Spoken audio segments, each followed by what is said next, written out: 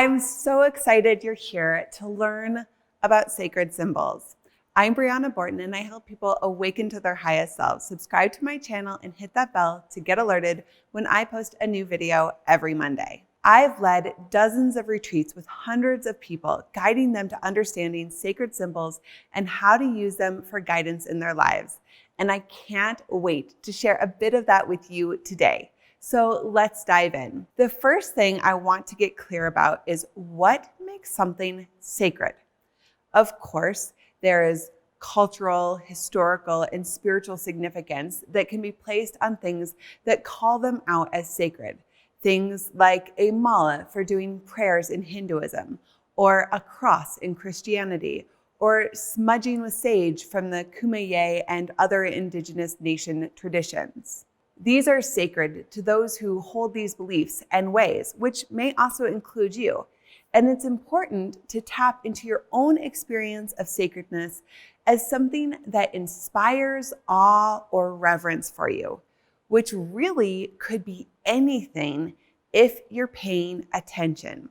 It is this manner of approach to the sacred that I want to take a look at when looking at sacred symbols, because even though there are some symbols that are already given the designation of sacred, like sigils and the flower of life and other sacred geometry, mandalas and the ankh, etc., I find the opening up the field of what a sacred symbol is gives us a much larger palette to receive guidance from. With this in mind, we're given the full spectrum of living in connection with the divine as a guide for whatever we're asking or seeking. And to do that, there are 5 steps. So first is to ask.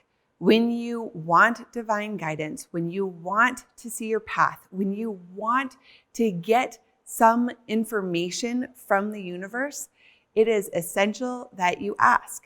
This might be in prayer, this might be on a walk through nature, but just to be really clear about what you are wanting guidance about, information about. Maybe you want to hear what your path is forward in a certain situation. You might ask that very specific question.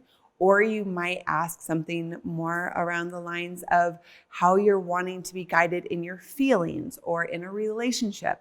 Just be really clear about what you're asking for. After you've asked comes number 2, which I feel like is just essential in so many areas of our life, but specifically when we're asking for guidance, is to pay attention, to start to see what arrives in your field after you've asked, and to not brush it away. So when you're paying attention, that means that you are allowing yourself to be in awe, to allow yourself reverence for what comes across your path in the form of guidance. This might be as simple as seeing a bumper sticker that get your attention.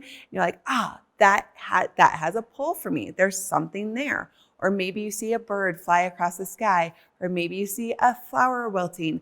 When it catches your attention, pay attention. And that brings me to 3, which is once you paid attention, once you see this thing that's come into your field to give you guidance, feel what it feels like in your body, in your intuition, in your soul, to have that thing come across your path.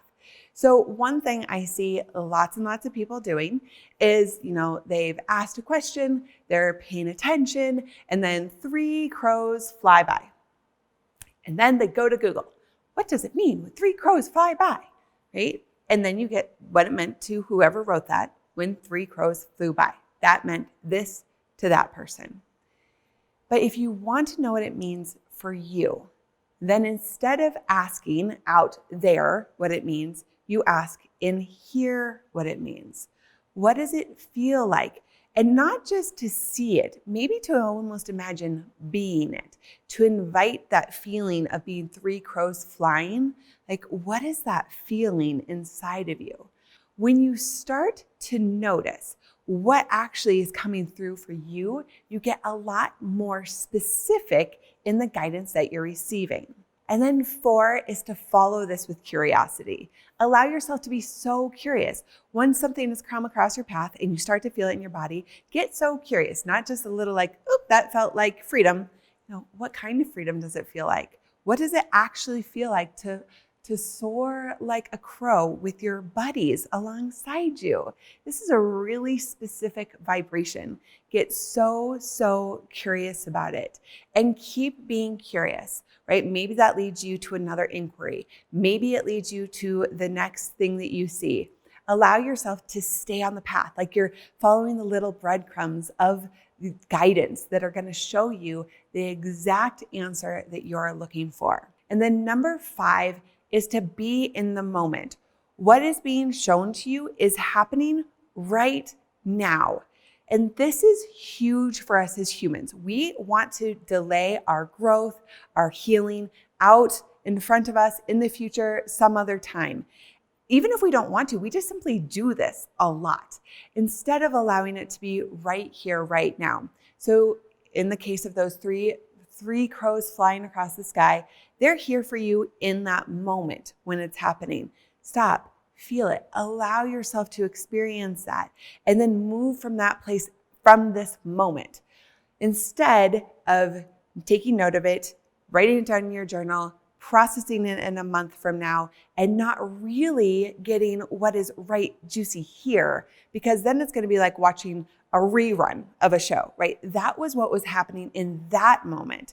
But the universe is always changing. Guidance is always changing. You're taking new steps, the guidance would be different. You take a different path, how to get there is going to be different. And so keep with the present. Stay really focused on the now of the guidance that you're receiving. It's so much magic to be connected and guided in this way. And I'm so excited for you. And if you want to dive further into the magic of this divinely connected life, I invite you to join me for a free 5-day intensive for the summer solstice. I'll put a link below for you to register. If you liked this video, please like it, subscribe, and share it with your friends and family. And if you want more on how to create peace and freedom in your life, check out this video all about belonging and creating community, and this video all about unleashing your power and potential. I am so grateful to be on this path with you, and I'm sending you so much love.